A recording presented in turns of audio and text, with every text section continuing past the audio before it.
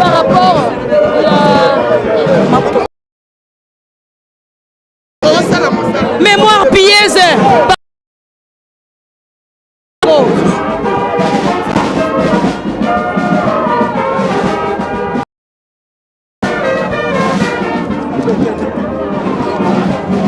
Comprenez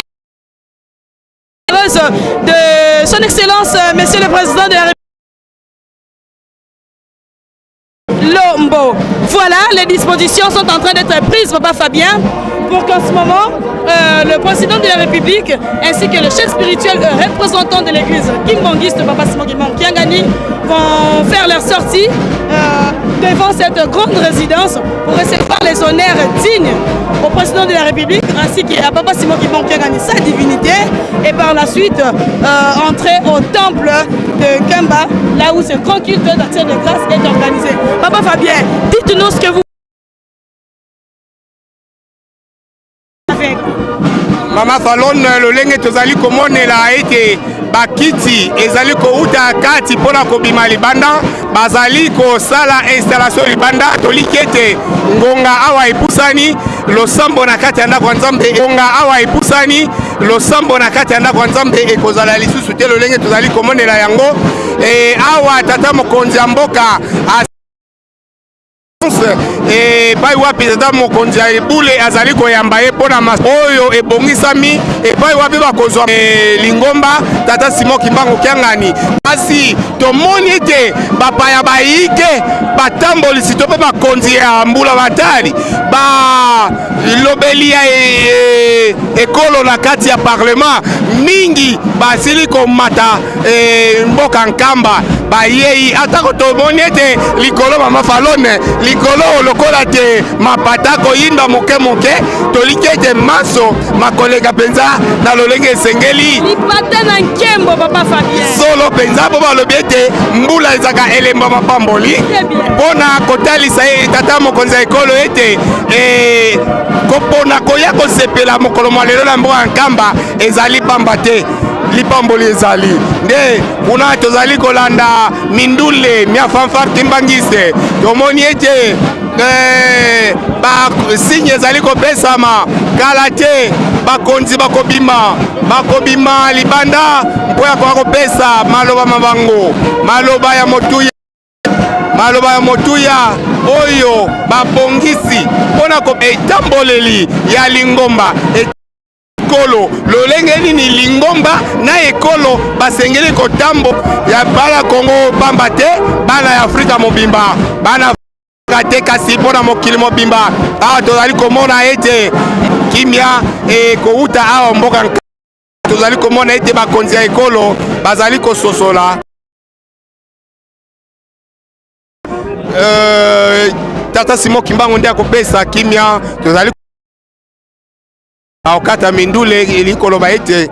kala te tata mokonzi ya ekolo akobima tata mokonzi ya lingomba papa Simon Kimbangu Kiangani bakobima elongo mpona koya kopesa malako mabango ma babongisi ya kopesa na population oyo etondi meke a mboka nkamba babongami mpona koyoka malako mango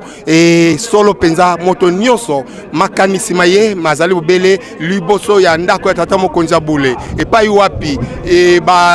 makamo manso mabongisami epai wapi bakovanda tomoni ete bakiti ya bango babale esili kobongisama sima ya bango tokomona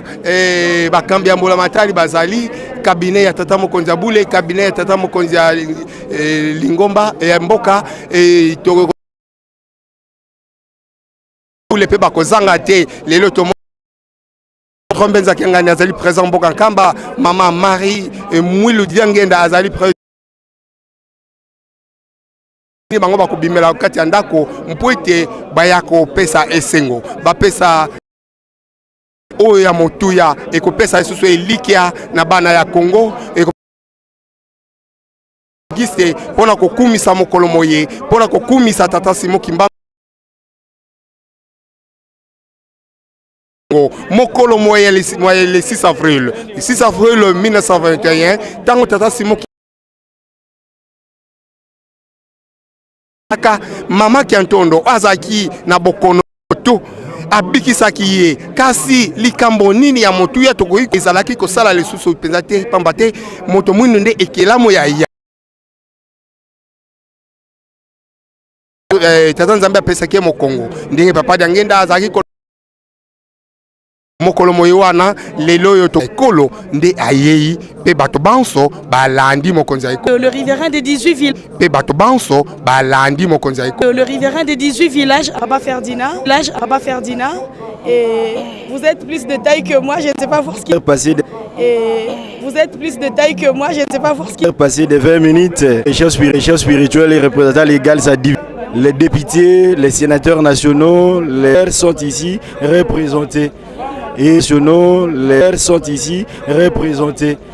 Et c'est des spirituels qui va bientôt nous annoncer le programme. Sa divinité qui va bientôt nous annoncer le programme. Sa divinité Papa Simo Kimbangu qui a célébré une journée. Et du...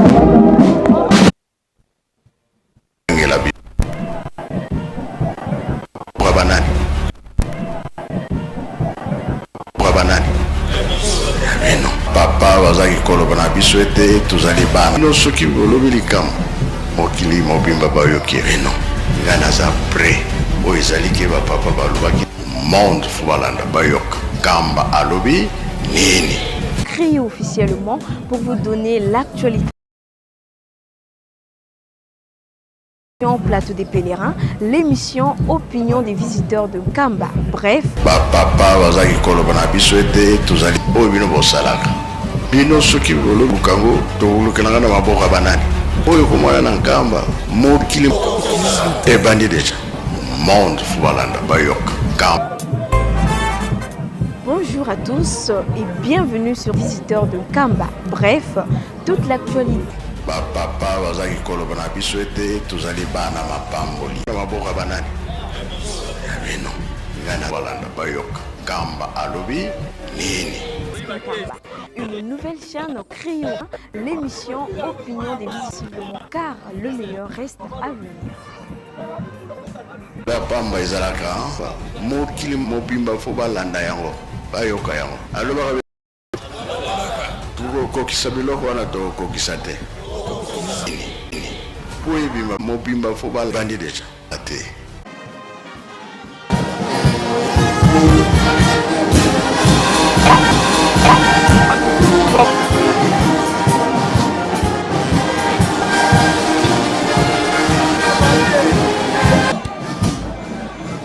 Chico,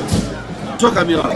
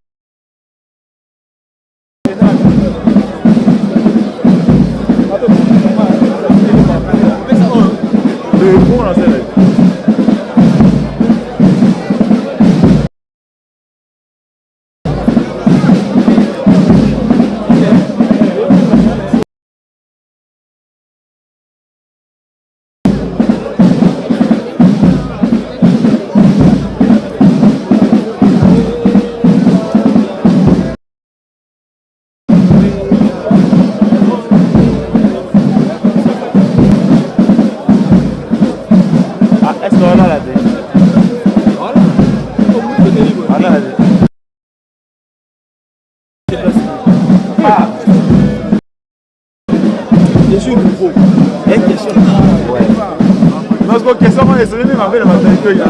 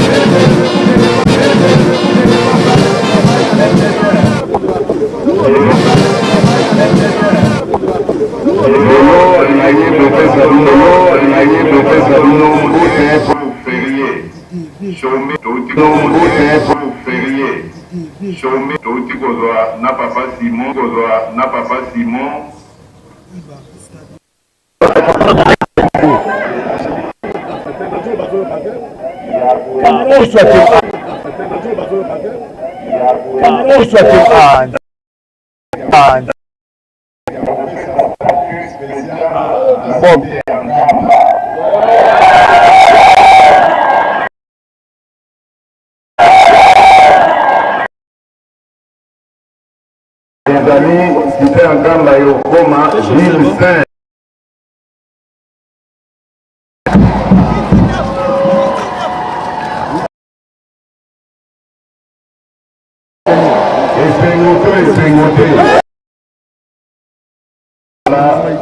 Moi maloba moke nazaki na yango la pesi bino mbote botika la malamu nzamba batela bino la malamu nzamba batela bino tokoya komonana mbala tokoya komonana mbala sima merci mingi sima merci mingi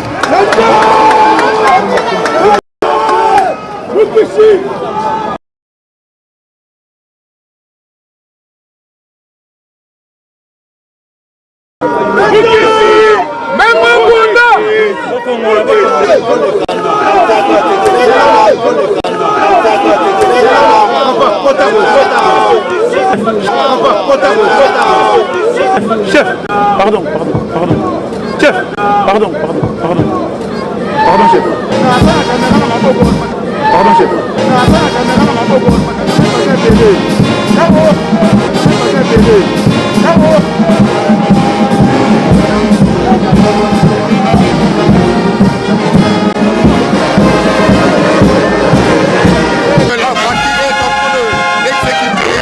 Les chefs de l'État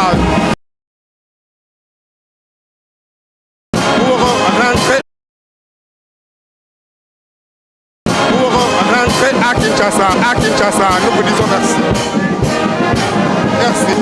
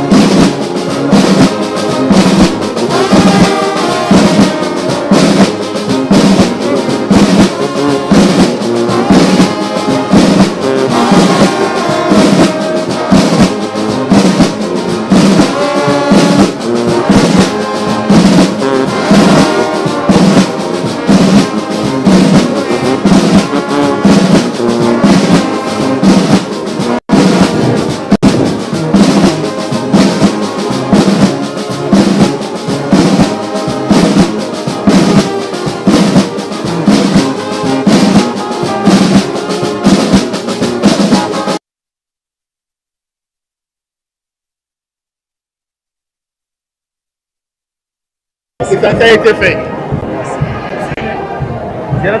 Mapula! Va récupérer!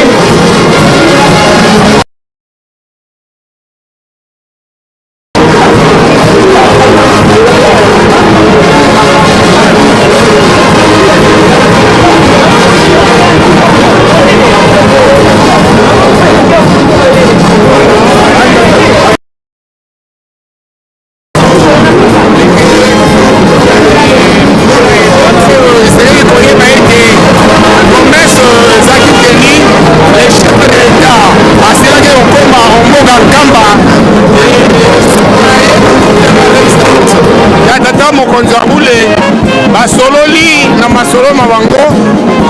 ntango abimi libanda nde ya monene yambo a remercier bakibangise a rappelé ete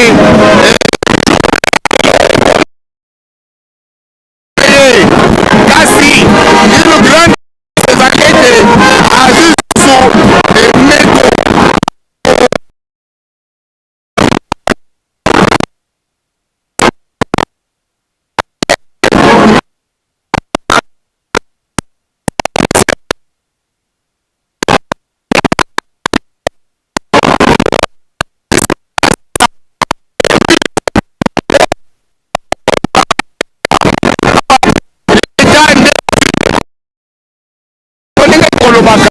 eza likambo elo nzambe akopesaka ntango soki apesi nde likambo akokisa tala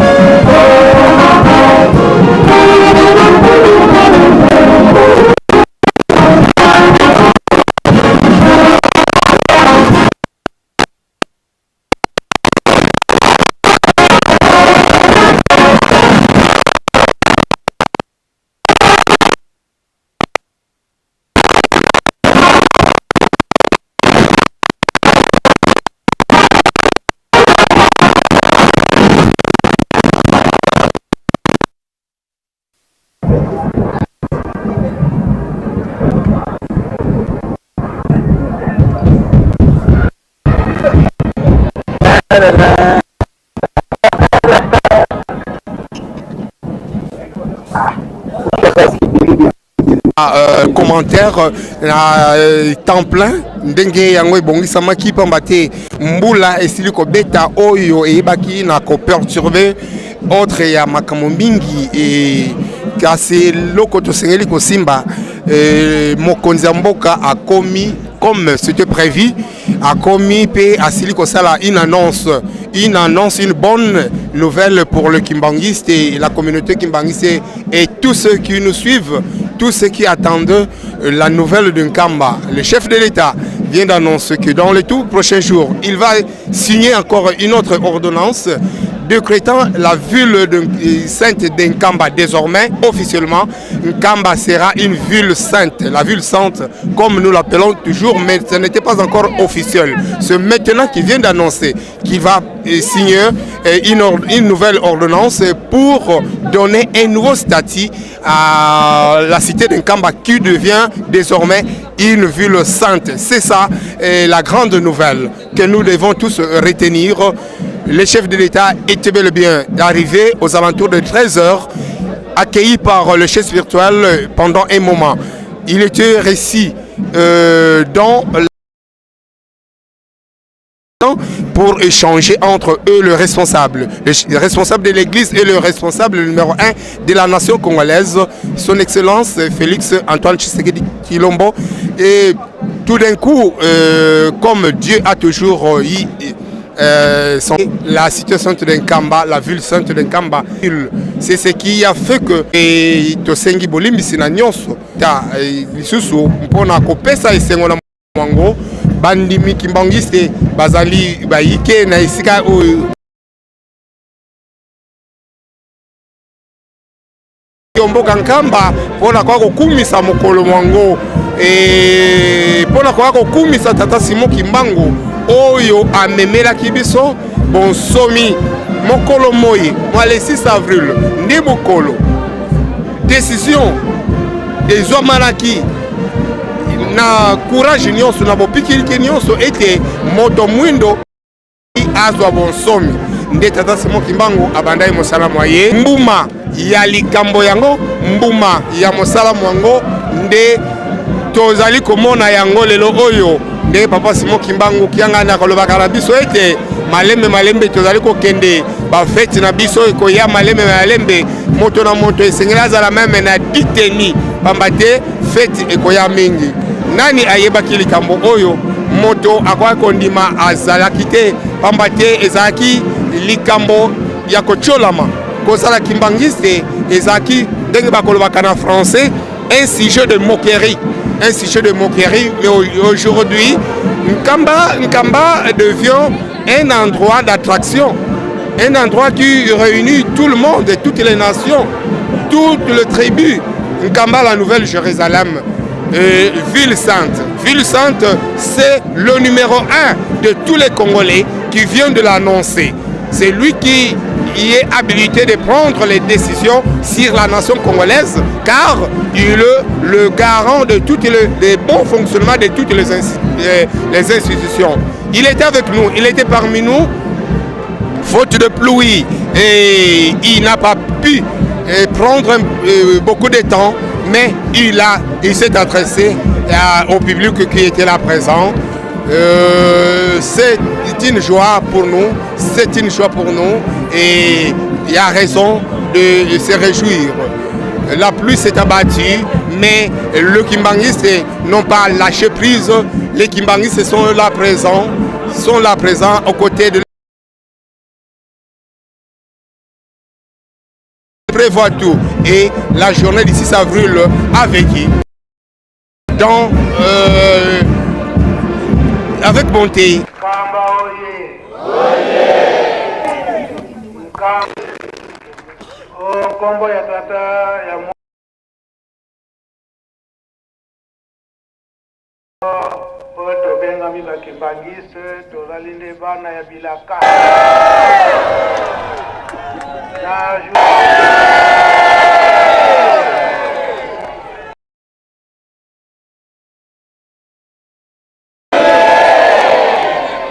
Malo Journée reconnue. Awa nani? Konja mboka beto.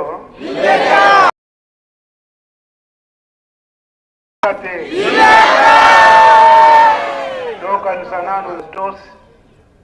top. Wana lelo toyeko clôturer libonde tata ya mwana pe tata molimo santu. Tata Nzambe tozali kosala. Kokisila biso mwana na yo moko tozali kolela pe kosenga pe tosenga mapamboli mingi akande mapamboli. Ndenge batata babaki kosalela yango tango nyonso. Ezala yo moko papa Simon Kimbangu mama yango na bino tozali kaka kozala biso yango na nguya na bino tongaka na bino popesa totali mpe na mboka na biso na este kino lelo mpasi ezali lelo ezali na mokolo na le 6 avril l'an 2026 mwana tikete popambola biso nkombo tata mwana pe tata molimo santu. Amen. Tokende malamu.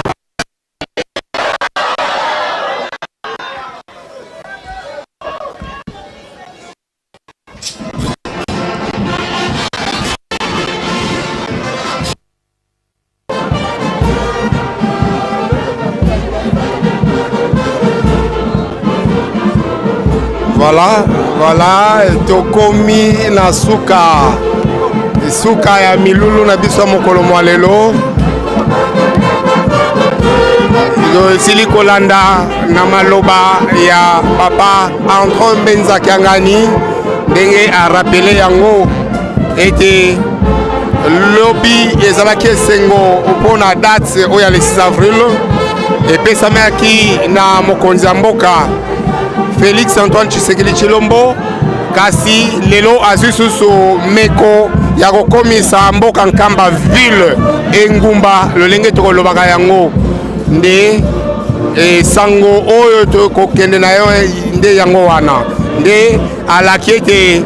tozonga na bandaku bato baso bazonga na bandaku lobi nde fete to mpe milulu ya le 6 avril ekokoba tala sango oyo tosukiseli na mokolo mwa lelo bino bandeko na biso bozali kolanda biso bipai biso bozwami okati ya mokili à travers votre chaîne presque Nkamba officiel. Seule chose tosengaka na bino ete boyeba bongo ko s'abonner boyeba ko partager les images po ete bato bazwaka sango ya Nkamba bato bazwaka sango ya Nkamba et toyebaka ko collaborer sango ya Nkamba ezali sango ya kobomba te kasi ezali sango ya biso banso esengeli kokabola ngo na mokili bato bayeba sango ya tata Simon Kimbangu bayeba tata Simon Kimbangu azali nani. Voilà, et tozali kokende na suka ya mokolo tozali kokende na suka ya mokolo tozali kolanda mindule faki alobi bilaka elongana e kolongana papa Andre Mbenza Kiangani mfumu mbanza asili koloba yango ete nyonso oyo tozali komona ezali bilaka oyo tata Simon Kimbangu batata misato balaka biso yango nde ezali kolongana moko nde ezali komema esengo na biso epai wapi tozali biso bakimbangiste ntango bazali koloba na biso ete totonga mboka Nkamba ezali na ntina pamba te oyo nyonso ezali kolobama ezali kopesama ezali mpona litomba na biso oyo nyonso ezali kosalema ezali mpona bolamu na biso kotonga Nkamba ekoyamba mabota na mabota bikolo na bikolo bakonzi mpe bato ndenge na ndenge tomoni lelo oyo ndenge Nkamba etondi soki totongaki te mbula ebeti epai wapi bato bakoki kobatama awa elaka epesami na tata mokonzi mboka ete nkamba ekoma ville sainte soki totongi te ekose réaliser ndenge nini toliki ete biso banso tosili comprendre pourquoi papa Simon Kimbangu Kiangani azali koloba na biso ete totonga kokisa liloba ya papa Mfuma Mbanza papa de Lungana Kiangani aloba ete soki totongi mboka nkamba te tokosepela te nzokande nako botongi ya mboka nkamba nde bisengo na biso ekoya bisengo yango ekoya na nzela nini ndenge tozali komona bakonzi koya boye na biso koya na mboka nkamba bango emela biso oyo tokosepela komisa biso bato ya malonga kati na mokili tozelaki ete bakonzi bakoka koya tozelaki ete bakonzi bakoka koya tomoni mokonzi mboka akomi malgré mbula ibeti na mboka nkamba papa Antoine Mbenza Kiangani alobi ete ezali mbula ya mapamboli toyebi ete mbula ekomemaka mapamboli mboka mobimba ya Kongo esili kozipambwama papa Mbenza Kiangani asengi bolimbisi asengeli biso bolimbisi na mai tokosalaka ya mabe na kati ya libonde na ye asengi kimia mpona mokili mobimba mpona mokili mwa Kongo na esi ya Kongo bitumba bizali nde asengi ete kimia kime koko ya na mboka Kongo soki nzambe alobi likambo oyo alobi ya bimisi na monoko na ye ekosalema solo tokoloba lisusu nini oyo tozelaki oyo bakoko na biso bazelaki yango oyo tozali komona ezali kolonga na mokomoko oyo bakoko na biso basalelaki biso lelo ekomi esengo mpona biso soki tozali kobika na kimia soki tozali kobika na kimia ezali po ete bakoko na biso bamipesaki yango lelo oyo bilembo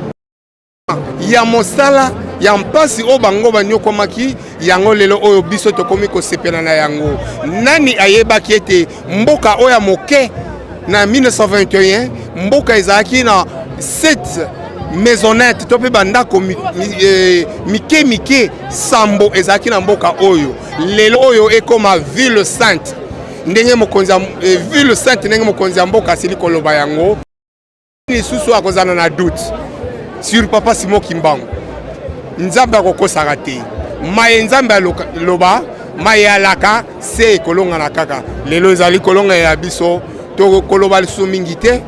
to likete bosili kolanda biso na bokebi penza soki boyambaki biso na bokebi uta bipa biso bozwami bolandi mboka nkamba mai maleki na mboka nkamba esengeli kozongisa matondi na esengeli kozongisa matondi na bayebanso bamipesaki ete bilili kwa okomela bino bisika bozwami tokotanga mwana mboka makanda gufeta o azali na sima kamera awa tomonaki Beni Iba tomonaki Merdi Matondo tomonaki Papa Redi tomonaki Mama Falon azaki na biso elongo na micro pona kolimbola bino manso mazali koleka awa e na boyebi ya papa Lando Alfonso oyo azali kosala manso ete bilili kwa kokomela bino na régie kuna na régie finale na réalisation et supervision ya papa Fils Gufeta pe coordination ya papa Anel Kafon presque prince kimbangiste à travers le monde et kosala mosala ete sango ya tata Simon Kimbangu ekomela bino bisika bozali misala lingomba ya oizwa kayango le lenge yango ezali kosalemela nde lisungi na bino na makanisi lisungi na bino na bisaleli soki komela biso tokoyeba lisusu servir bino lolenge sengeli to répondre na battente na bino 6 avril 2026 eleki manso masili koleka na kimia tozongisi matone na tata Nzambe tozongisi matone na bin et pas na bin de cœur avec vous nous vous disons merci au Bonjour et bienvenue sur cette chaîne YouTube Presque Nkamba, une nouvelle différents programmes comme les